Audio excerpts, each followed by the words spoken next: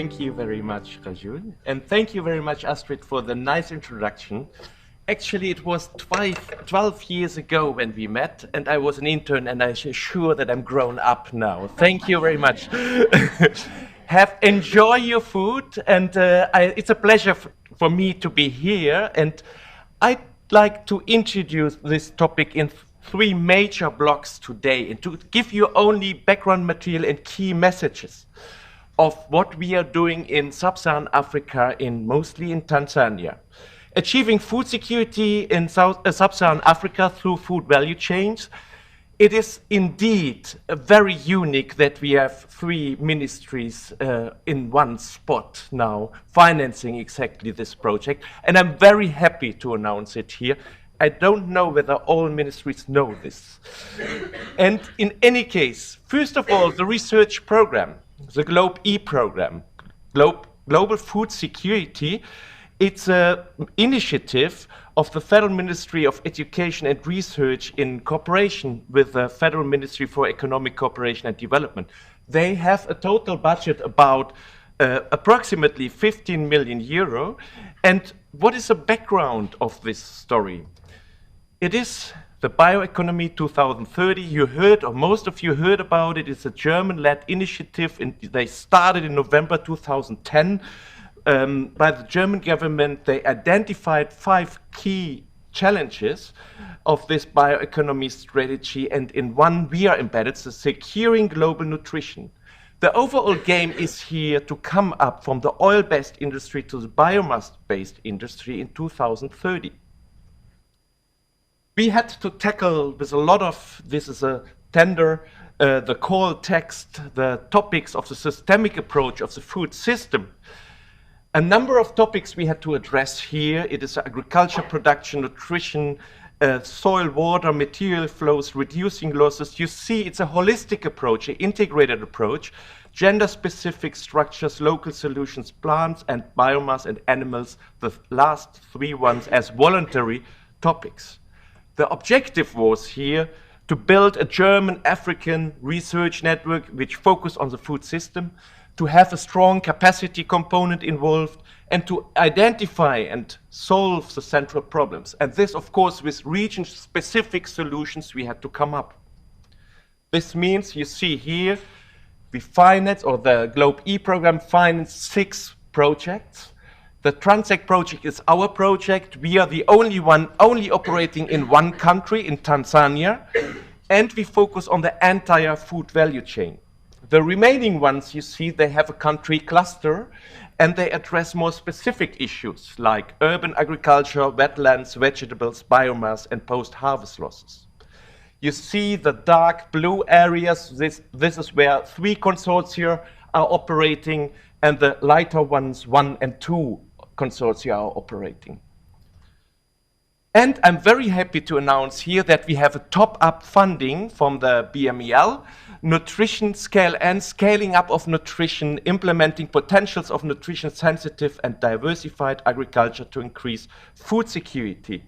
We are about to start with this project within this month. Let's come and switch to the Transect project right now.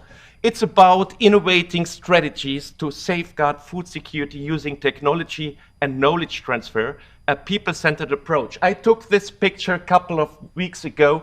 It is really a people-centered approach, what we are aiming at. We have 8 million euros, a total budget for 5 years, and we are finalizing the 2nd year right now. What does it mean in terms of the problem we have and we face still? You all have heard about the food security definition, that there's a lack of access, availability, utilization, and stability to food. The children, the stunting problem is still there in sub-Saharan Africa. The children, they are smaller in height, they are mentally not at the same level, and this because of malnourishment and malnutrition. 1,000 days windows of opportunity does exist. This means you can make this effect reversible if you change the diet. If not, you have the damage for your entire life. We would like to find concepts to mitigate exactly the stunting rates. In our regions, in Morogoro and Dodoma, we have up to 60% stunting rate of young children. And another issue is we would like to make, and you know this challenge, the sustainability in projects, to sustain project implementation and success beyond project lifetime. This is one of our major goals. This is why we have, first of all, set up general goals. In Transec, we would like to improve the food situation for the most vulnerable poor. We identify and test the successful upgrading strategies along the food value chain to site-specific sustainable settings, and we implement and disseminate, of course, for national outreach. The upscaling and outscaling is a very important component here in our project. We set up on our own 6 rules for our action research program. This means we don't want to reinvent the wheel. We use existing knowledge on the ground. We would like to have an incentive structure. Therefore, we set up microcredit innovation funds, and we set up a roundtable for food value chain specific upscaling and outscaling methods. We see our role as a guiding role. The tools, we provide tools to minimize the risk with modeling and other tools, support of decision processes, what we can assure, and we translate findings for practitioners and policymakers. We work with a holistic approach, but looking at the bottlenecks and gaps, what do exist, why it does not work, looking at failure, and we develop the empiric evidence on requirement criteria that is also published here. The participation leads, and this is one of the major key issue here, participation leads to local ownership and thus adoption. We think that in the short term we have high costs because communication costs if we involve local poor and rural poor, and thus we have ownership, thus we have at the very end success. In the long term, this is very cost efficient. And we established, and I'm very happy, this is also my baby, conflict prevention and management system. This means it's well known in the business context that there are management systems if you have in terms of collaboration problems. We set it up at a research level because we think that the quality of collaboration within research consortia should be increased, and we need a good quality here. Therefore, we have considerably money to have a team guiding us for this implementation. We work with a value chain approach. This means we ask several targeted questions here, and we just focus today on the markets, how add value, how to generate income through market integration. And you see already here the sunflower case we're going to present right now. We have 15 partners in our consortia. We, the Leibniz Center for Agriculture Landscape Research, are coordinating. IFPRI and ICRAF SCG centers, they're co-financed by the BMZ. I'm very happy. This is also why I'm here. And we have 5 partners, Tanzanian partners, and the biggest counterpart is here, the Sokoine University of Agriculture. We are a bunch of university research centers and government-led centers and NGOs. And I'm very happy, and I would like to invite you, if you're interested here, we would like to build a model region. We have an open network platform that we say everybody who would like to collaborate, we would like to sustain our research, can do. This means we have this top up funding of scale N. We collaborate with the EU Commission project in Africa, a 6 million project. We have 2 more projects, EU projects, a developing project and a research project. And Bill Gates is also collaborating with us in one project right now. And we have drones flying over our villages and providing us with high resolution images. That means here, a clear invitation to those of you who are interested to collaborate to sustain this pilot region. We have a strategy, 12 million euro, that we are running right now. We had a good history in the past of 5 GIS satellite projects. We have a bunch of projects right now running, and we would like to have upscaling centers, small grid upscaling centers in 2020, that we have the knowledge to do upscale and outscale in those success stories that are running well. All these aspects I bring now together in one slide. That's I try to find the way. In the first column you see here to improve the food situation. We are in 2 regions. Each region has 2 villages we target, and in 1 village we target 1,000 households. It's a semi-arid and arid region, Morogoro and Dodoma. We try to identify and test successful upgrading strategies. We use a value chain approach for this. We pre-selected crops, maize, sesame, pigeon pea, millet, sunflower, groundnut as a key bundle of crops.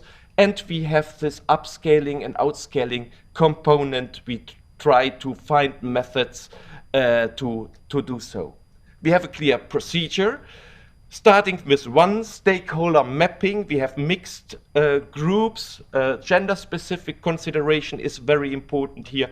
We mapped and we have 150 workshops conducted to pre-select together with the people on the ground the upgrading strategies. We built an inventory of 52 upgrading strategies. Out of those, and this we already did, we selected the upgrading strategies, and we have impact assessment teams running in 3 waves, and trader service are doing in 3 waves to identify the impact of our implemented upgrading strategies. Participatory testing of upgrading strategies is involved, and this out and upscaling component. Models like the impact model from IFPRI, but also the LPGML model and the SWIM model are accompanying us for climate proofing and economic proofing in the future. This is a result of this participatory approach, that we have exactly these 10 upgrading strategies or 12 upgrading strategies together with the people on the ground selected. It was not an easy work. It took us for more than 1 year to really do it. And I just go through briefly to see how it was done. We have on station 2 hectares with 200 field trials variations, a huge area where we have sunflowers, rice, millet, sorghum, maize. We test. It's the University of Hohenheim. We mirror this and have mother plots on the ground in each village, 1 hectare also with a huge variation. And we transform this test then on the baby plots on farm together with the small-scale farmers. We have more than 200 plots, small plots running in the villages and really looking at higher yield and other management practices.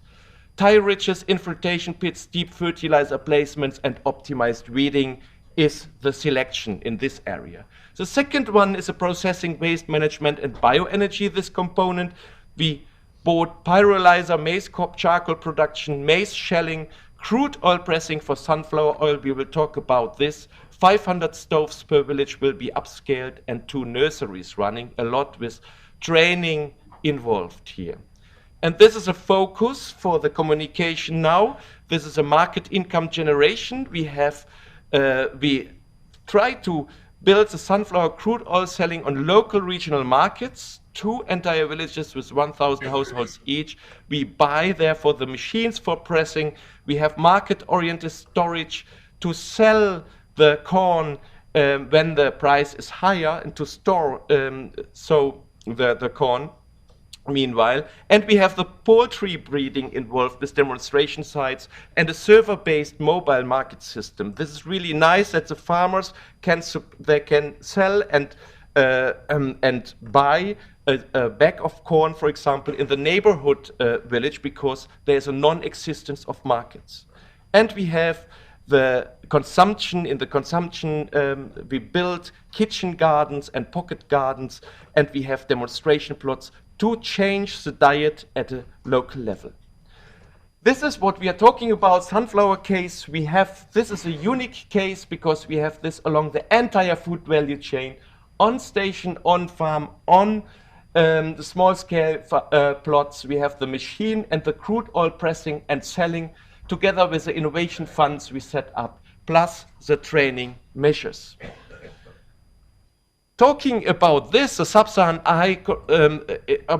sunflower case, we have sub-Saharan African high cost of marketing. If we compare exactly paved road density, we have the lowest in Africa compared to other developing countries.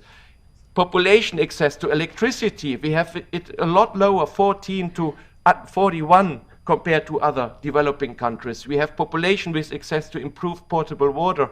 And as such, summarizing the transportation cost infrastructure is really lacking in sub-Saharan Africa, and this is a major problem. The high transaction costs, we say, is a result of a low investment in marketing infrastructure, and of course the investment should be increased exactly in this area. If we look at the agriculture public expenditure, among the shares, the percentage shares, you see the penultimate here in Tanzania. It is the green bar. This is for marketing and regulation, the expenditures. And 30% of the budget allocated to marketing for, in average, it's very little. One solution for addressing high marketing costs is therefore reinventing the horizontal and vertical linkages that exist. And there was this farmer cooperative movement in former times. And if we have a look at this, it was from 13 to 70, there did exist a lot of cooperatives and good functioning, good working cooperatives in sub-Saharan Africa. And there was an in-time delivery of input credits, organized transportation, advisory services on both production and marketing, processing of export crops and marketing services. And the cooperative leaders, they have been elected democratically. But what happened now is from the 80s to 2000, there was a little bit this chaotic period where the governments wanted to interfere sometimes in these cooperative systems. And it was a huge, well, let's say, challenge. And the cooperatives are really suffering in this period. And from 2000 to today, we see a slight change here, back to the future, question mark. I think, yes, there is, of course, a high interest of new locally incorporated companies that are now offering a promise of reinventing old successful horizontal and vertical linkages. And I think that's very important here to note this horticulture companies, large-scale milling, fish processing. There's a lot of ongoing initiatives on the ground. And our study in Tanzania is working to establish horizontal and vertical linkages of farmers. This is what we are doing. Just 2 more slides, then I'm done. And what's going on in Tanzania is right now that is also a big investment, international investment going on. The SACOT initiative as one point, for example, that's 3 billion initiative together with the industry really to invest. But we were talking about on the ground, the investment on the ground of the local industry and to foster this. Edible oil import as share, what does it mean for our sunflower case? We have 30% of import share of Tanzania. That means if we substitute this with processed oil on the ground in Tanzania, there's a huge potential to benefit from this market, and especially for the farmers and especially for cooperatives. And this means here in the last slide, net edible oil import per capita by income group means the higher income groups, they import a lot of edible oil normally, but the lower income groups less, of course. But the potential and the opportunity for exactly the small-scale farmers here to produce edible oil is extremely high, especially, we think, in Tanzania. With this, I would like to close my talk, and I'm very happy to hand over to the moderator. Thank you very much.